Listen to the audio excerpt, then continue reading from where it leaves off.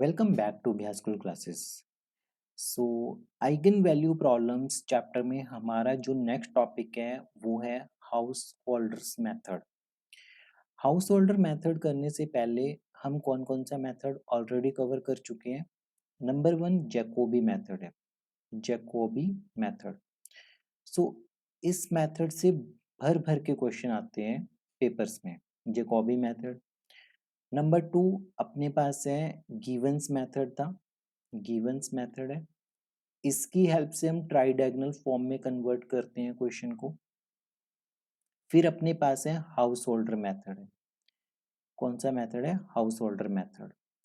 इसकी हेल्प से भी हम किस में कन्वर्ट करते हैं? ट्राई डायगोनल फॉर्म में कन्वर्ट करते हैं क्वेश्चन को। Last but not the list हमारे पास है पावर मेथड। तो ये चार मेथड्स है। मिनिमम 6 मार्क्स का ये चैप्टर पूछा जाता है। 6 मार्क्स का मतलब है कि आपसे दो मेथड्स पूछे जाएंगे। अदरवाइज कोई एक मेथड आएगा 6 नंबर का। 6 नंबर का एक मेथड। आप देखो कि थोड़ी सी मेहनत करने के बाद आप कम से कम अपने 6 नंबर पक्के कर सकते हो। और काफी बार तो यहाँ से 9 नंबर का भी पेपर देखें तो 6 से 9 नंबर आप अपने पक्के कर सकते हो just by doing these all methods. Video में हम हाउस होल्डर मेथड करेंगे प्रॉपर। सबसे पहले इसका मेथड को देखेंगे और इसका एक एग्जांपल देखेंगे। बहुत कम एग्जांपल्स है इसके। मैक्सिमम 3 एग्जांपल्स ही मान के चलो, एक सॉल्व्ड और 2 PYQ। इतना कर लो, इनफ है हाउस होल्डर मेथड में। तो ये हमारे पास एक इंट्रोडक्शन है इस वीडियो की। मोरओवर अगर आप सेकंड, फोर्थ और सिक्स सेमेस्टर की मैथ्स की क्लासेस ज्वाइन करना चाहते हो BSc की, ऑप्शन आपके पास दोनों है, ऑफलाइन या फिर online. Offline classes sector 15 Chandigarh में और पंचकुला में सेक्टर 20 में, दोनों जगह अवेलेबल है। मोरओवर बहुत छोटे बैच होते हैं, 15 से कम स्टूडेंट्स ही एक टाइम पे होंगे। ठीक है। और एग्जाम फोकस अप्रोच होगी हमारी, ताकि आप हाई स्कोर करो। ठीक है। ज्वाइन कर सकते हो। कोई भी क्वेरी है आपकी तो आप इस नंबर पे पूछ सकते हो। डेफिनेटली आपका स्कोर बूस्टअप होगा और रीअपीयर के चांस तो मैं इंश्योर कर रहा हूँ कि आपके वो खत्म हो जाएंगे अगर आप ईमानदारी से अच्छे से क्वेश्चंस को, जितना मैं करवा रहा हूँ वीडियोस में, उसे बारी बारी प्रैक्टिस करते हो तो। ठीक है। मोरओवर ये कुछ रिजल्ट्स हैं। ठीक है। मूव ऑन करते हैं हम अपने मेन टॉपिक में। मेन टॉपिक में अपने पास ट्राई डायगोनल फॉर्म को समझते हैं हम। ट्राई डायगोनल फॉर्म में क्या होते हैं कि ये 3x3 की मैट्रिक्स है। ये मेन डायगोनल हो गया, ये इसका सुपर डायगोनल हो गया, और ये इस मेन डायगोनल के नीचे का डायगोनल हो गया। सब डायगोनल कह दो आप इसे। बस ये एलिमेंट होंगे, उसके अलावा सबको जीरो होना पड़ेगा। जैसे एग्जांपल के लिए 1 2 3 4 7 9 1 2 -1। बस हमें ये एलिमेंट चाहिए, ये चाहिए और ये चाहिए। इसको जीरो बनाओ, इसको जीरो बनाओ। 3 डायगोनल चाहिए हमें, तभी तो नाम है ट्राई। 3 डायगोनल, 3 डायगोनल होने चाहिए। अब क्वेश्चन अराइज होता है कि हाँ जी हम क्यों करें, हम क्यों ट्राई डायगोनल फॉर्म में कन्वर्ट करें। मतलब हम आइगन वैल्यू अपनी लीनियर अलजेब्रा के हिसाब से निकाल देंगे, हम आइगन वैल्यू अपनी जैकोबी मेथड से निकाल देंगे। सबसे पहले कोई मैट्रिक्स की आइगन वैल्यू है और उसकी जो ट्राई डायगोनल फॉर्म है उसकी आइगन वैल्यू है।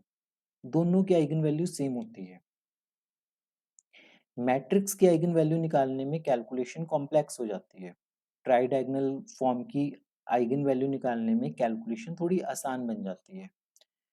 बस उसमें हमें पहले ट्राई डायगोनल फॉर्म में कन्वर्ट करना पड़ेगा और फाइनली आंसर सेम आएगा आइगन वैल्यूज का।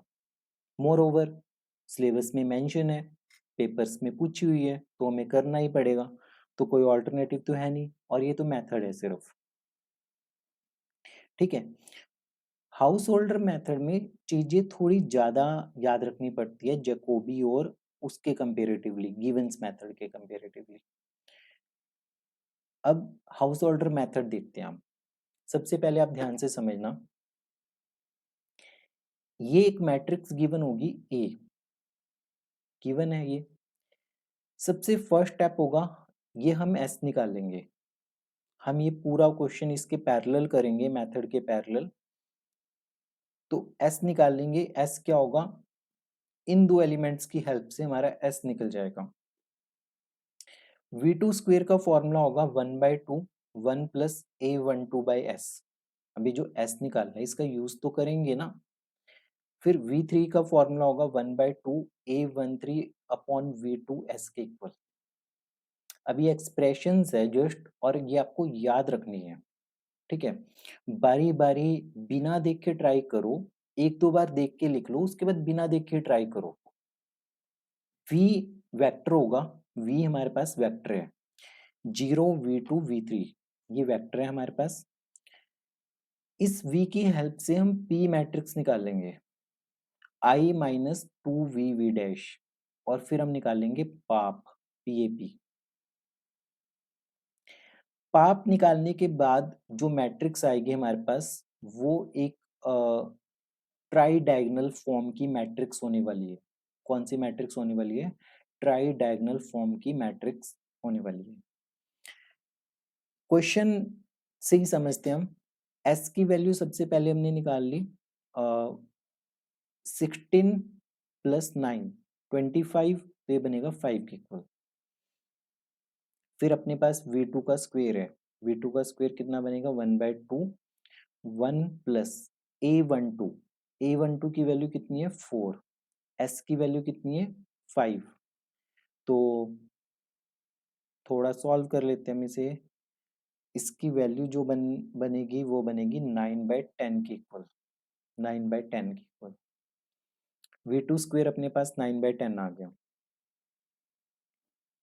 V3 देखें, V3 की वैल्यू अपने पास है 1/2, फॉर्मूला लिखना है सबसे पहले आपने, A13 की वैल्यू पुट करो 3, फिर V2 की वैल्यू ऐसे रहने दो भी, S की वैल्यू पुट कर दो 5 इंटू V2, तो ये बनेगा अपने पास 3/10 V2 के इक्वल बनेगा। चलो अगली लाइन में दोबारा से लिख लेते हैं, V3 इक्वल टू 3/10 V2। अगर हम स्क्वेयर कर दें तो V3 का स्क्वेयर किसके इक्वल होगा, 9/100 और V2 का स्क्वेयर। V2 का स्क्वेयर तो हमने निकाला हुआ है अभी, तो V2 का स्क्वेयर पुट कर देते हैं। नीचे लिख देते हैं, एक मिनट रुको, ये लिखते हैं हम 9/100, और V2 का स्क्वेयर कितने, 9/10 है ये अपने पास, तो इसका आंसर कितना आ जाएगा, 1/10 आ जाएगा। और अगर V2 को मैं इधर मल्टीप्लाई करूं तो V2 V3 की वैल्यू कितनी आएगी, 3/10 की इक्वल आएगी। एक बात समझना आप, सबसे इंपॉर्टेंट है S की वैल्यू निकालना, क्योंकि S की वैल्यू V2 में यूज हो रही है। सबसे इंपॉर्टेंट चीज है हमारे पास S की वैल्यू को फाइंड आउट करना। तो S की वैल्यू हमने फाइंड आउट कर ली। V2 स्क्वेयर में S का यूज हो रहा है, V2 में किसका यूज हो रहा है, S का यूज हो रहा है। तो ये बहुत केयरफुली V2 स्क्वेयर भी निकालना है हमें, क्योंकि इसकी वैल्यू हमें P में चाहिए होती है। V3 का फॉर्मूला अपने पास ये था, V3 का फॉर्मूला हमें लिखना भी है पेपर में क्वेश्चन करते टाइम, फिर वैल्यूज आराम से पुट करनी है, 3/10 V2। फिर जो सबसे इंपॉर्टेंट है अगली चीज, हमें V2 V3 की वैल्यू निकालनी है, क्योंकि ये वैल्यू यूज करेंगे हम P में, ये वैल्यू भी यूज करेंगे P में, ये भी यूज करेंगे P में, और V3 स्क्वेयर भी, और V3 स्क्वेयर भी। ये चार वैल्यूज हम यूज करते हैं किसमें, P मैट्रिक्स में। अब अपने पास ये बन गया। अब P मैट्रिक्स हम लिख लेते हैं एक बार। P मैट्रिक्स किसके इक्वल है, I माइनस 2V डैश के इक्वल। आइडेंटिटी क्या है, 1 0 0 0 1 0 0 0 1 माइनस 2। V वेक्टर क्या होगा, 0 V2 V3, और ये क्या बनेगा, ये बनेगा अपने पास 0 V2 V3 के इक्वल। कुछ नहीं, बेसिक से मल्टीप्लिकेशन कर देते हैं। 1 0 0 0 1 0 0 0 1 -2, ये रो ये कॉलम 0, ये रो ये कॉलम 0, 0 को V3 से करेंगे 0, V2 को 0 से करेंगे 0, फिर V2 का स्क्वायर, V2 को V3 से करेंगे V2 V3, V3 को 0 से करेंगे 0, फिर बनेगा V2 V3, फिर बनेगा V3 का स्क्वायर बनेगा। इसीलिए हमने यहाँ पे V2 स्क्वायर, V2 V3 और V3 का स्क्वायर, ये वैल्यूज हमने यहाँ पे कैलकुलेट की है ताकि इनका यूज कर सके अभी हम आगे। ठीक है, तो एक मिनट। सो ये सारी वैल्यूज पुट कर लेते हैं अब हम। इसका मतलब क्या बनेगा, 1 0 0 0 1 0 0 0 1। अब अपने पास बनेगा -2, फिर बनेगा 0 0 0 0 0। V2 का स्क्वायर चेक करो क्या है, V2 का स्क्वायर है 9/10, 1/10 और 3/10, तो V2 का स्क्वायर बनेगा 9/10। ठीक है, V3 का स्क्वायर बनेगा 1/10। ये वैल्यू है अपने पास 3/10, ये वैल्यू है 3/10 और ये 1/10 की इक्वल है। दैट्स इट, कुछ नहीं करना अब हमने इसे सॉल्व करना है मैट्रिसेस को। तो डायरेक्ट सॉल्व कर लेते हैं। सबसे पहले तो ये वैल्यूज तो अपने पास ये बनेंगी 1 0 0 0 0। अब 2 को अंदर मल्टीप्लाई करोगे तो ये बनेगा 9/5। ये क्या बनेगा, 9/5, 2 को जब अंदर मल्टीप्लाई करोगे। 1 - 9/5 कितना बनेगा, -4/5 आएगा। ये कितना आएगा, -4/5।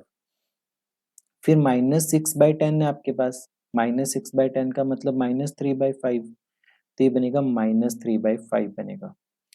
अगेन इसकी वैल्यू -3/5 आएगी, फिर 1/10 है तो इसका आंसर 1/5, तो -1/5 आएगा इसका आंसर।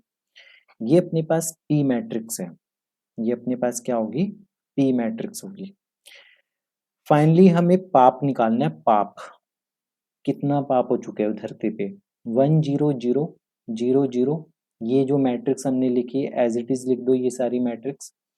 ए मैट्रिक्स लिख दो जो हमारे पास गिवन थी, ए मैट्रिक्स गिवन मैट्रिक्स थी। पी मैट्रिक्स जो हमने निकाल ली थी। हमें इन तीनों को बहुत केयरफुली मल्टीप्लाई करना है। देखो मैट्रिक्स मल्टीप्लिकेशन मैं यहाँ पे नहीं शो करूंगा, ऑलरेडी 1-2 क्वेश्चन में मैंने मल्टीप्लाई बताया आपको, जैसे यहाँ पे भी कि इस रो को इस कॉलम से मल्टीप्लाई करना है। इन केस अगर आपको डाउट आ रहा है तो आप मुझे व्हाट्सएप कर सकते हो, क्योंकि उससे कुछ नहीं होगा, वीडियो की लेंथ बहुत ज्यादा लंबी चली जाएगी।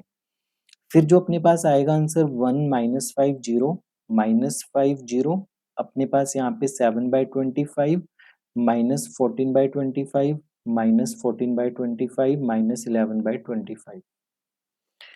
ओवरऑल यहाँ पे 0 आएगा अपने पास। ठीक है, ये 0 बनेगा। तो ये कंप्लीट क्वेश्चन कंसेप्ट के साथ हमारे पास हाउस होल्डर मेथड का था।